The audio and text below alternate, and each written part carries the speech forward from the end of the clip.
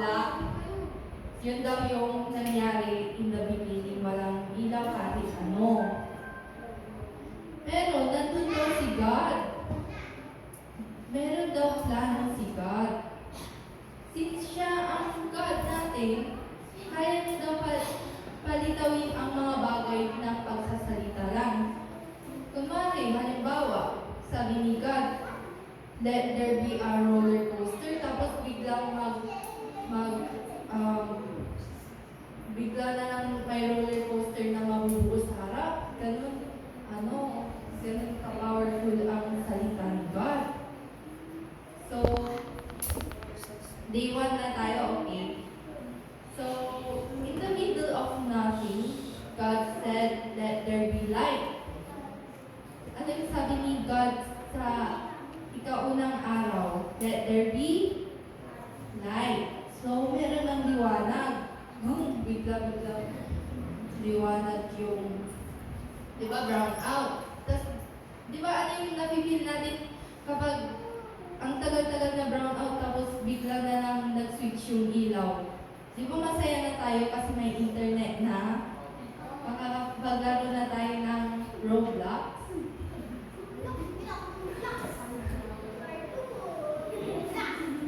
Yun. So, nung sinabi ni God na let there be light, biglang may ilaw na. Biglang may kuryente na.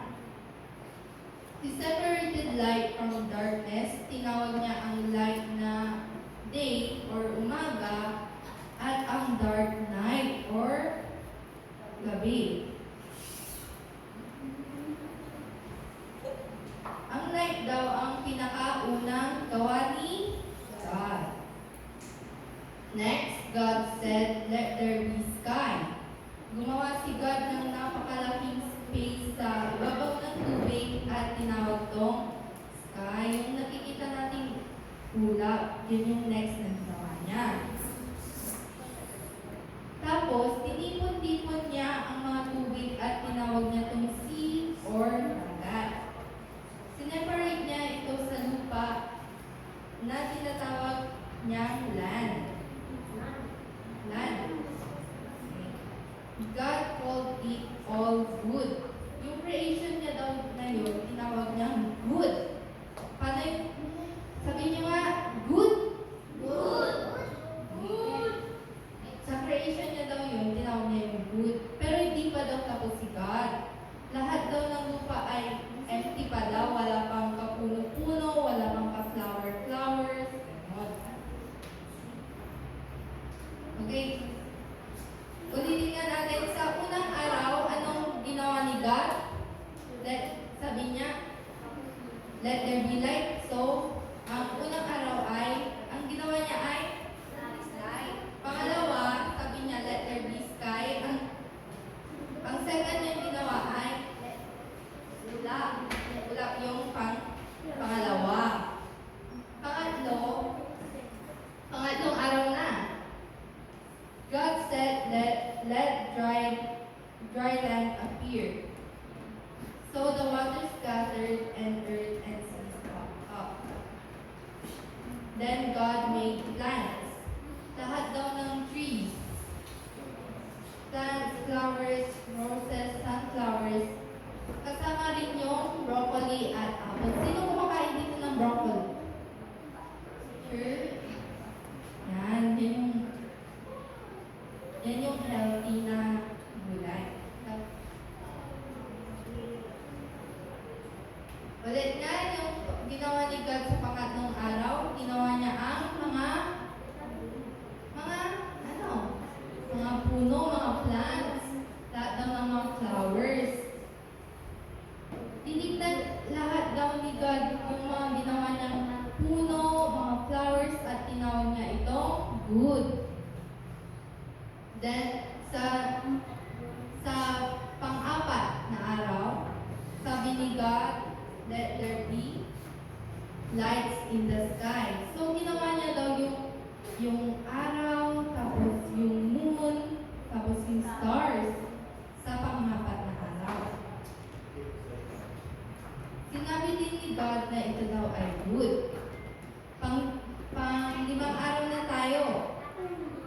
Sabi ni God, let there be waters be full of fish.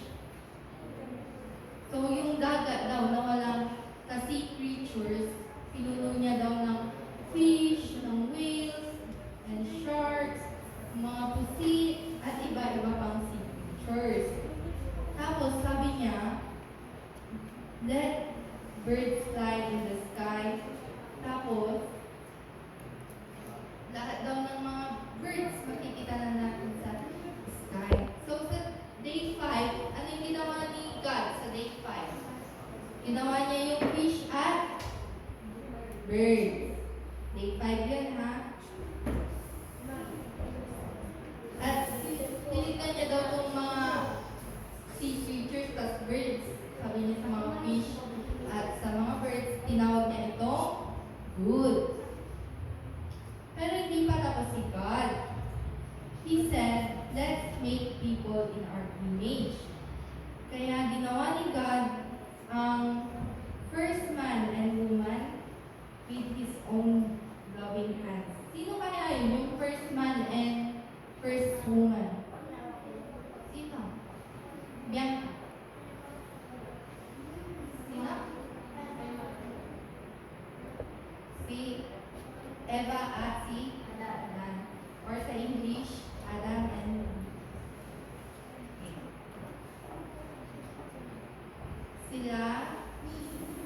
Sila Adam at Eve or Adam at Eva ang unang mga tao sa mundo. Tapos, sabi ni God sa creation niya, sa lahat ng creation niya, nakita niya daw ang mga ocean, mountains, and stars, and valleys, at tinawag niya itong good. Pero nung tinignan niya daw si Adan at si Eva, tinawag niya itong very good.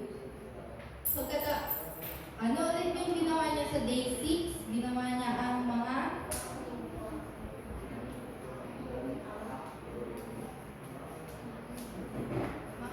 tao. Idadagdag ko din doon na ginawa niya din yung mga animals. So, mga lions, elephants, dogs, cats, lahat daw sila nag-appear on day 6. Sino dito yung may mga alagang aso or pusa? Yun. Ginawa daw yun ni God noong day 6. Tapos, ginawa niya din sa day 6, tayo ang mga tao. Pagkatapos kaya ng creation niya na yun, anong ginawa niya kaya sa... Wala na siling maingay, nakikinig pa ba kayo? Sa tingin niyo, pagkatapos niya ginawa lahat ng creation na yun, pagkatapos niya ginawa yung mga tao, animals, mga plants, mga sun, mga light, ano yung ginawa niya kaya sa day 7?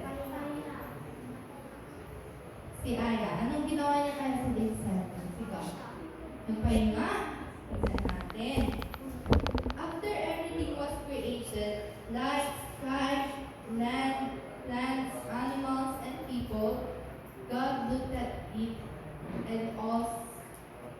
God looked at all and said, very good.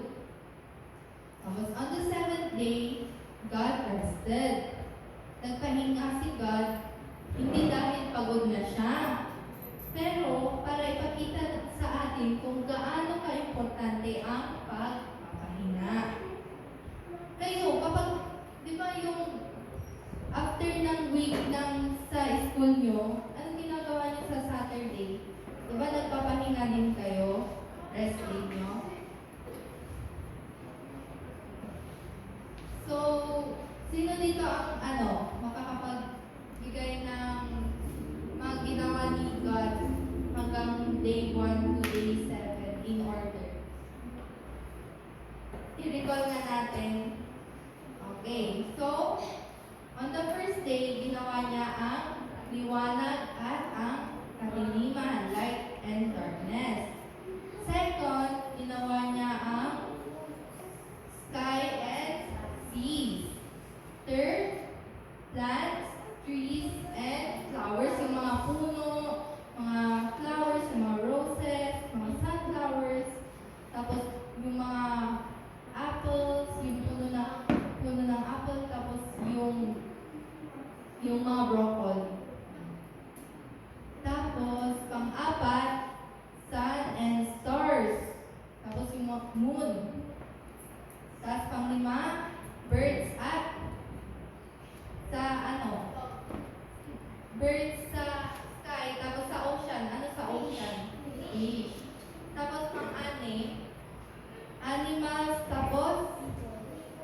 people. Tama. Tapos 7, anong ginawa ni God on the seventh day? Nagpahinga. Kaya, bago ko i-end yung story natin, sabi dito, lahat daw ng mga bagay na nakakapalibot sa atin from sa mga ulap at kahit sa mga pinakamaliit na insekto, parang yung langgam, lahat yon gawa ni God and lahat yon ay may purpose. He made it with purpose and love. Kaya anong sasabihin natin kay God? Thank you. Thank you, God. So, let us pray.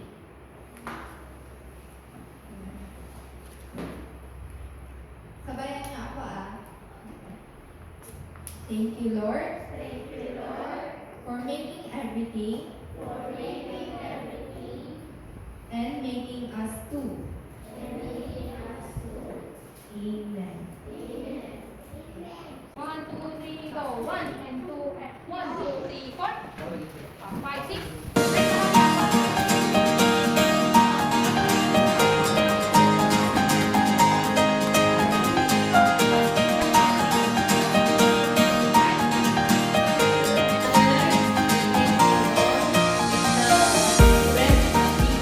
Bianca's 11th birthday. Bless her and her life. She will be grow well and she will be also more on that wisdom. So Bianca will be good in serving you, Lord, and glory for your name. Still she is studying in this moment. So give her wisdom to understand well. So she will be bright and in the school and in the church. So keep bless and keep guiding her. And also I will pray for the Mark Escara, my Christian Escara. He will became 10 years old. Bless him in his life. He will be grow well in your sight, and he will be good in servant of your Lord. So keep guide and care for more, and lead well, and when he study more on wisely, remain, and he will be follow well, and even in the church, he will be good in words person. We thank you, Lord, that Bianca and Mark Christian Escara will be more on dedicated to you as a good servant of your Lord. Keep guide and keep blessed. We thank you, Lord. In Jesus' name we pray. Amen.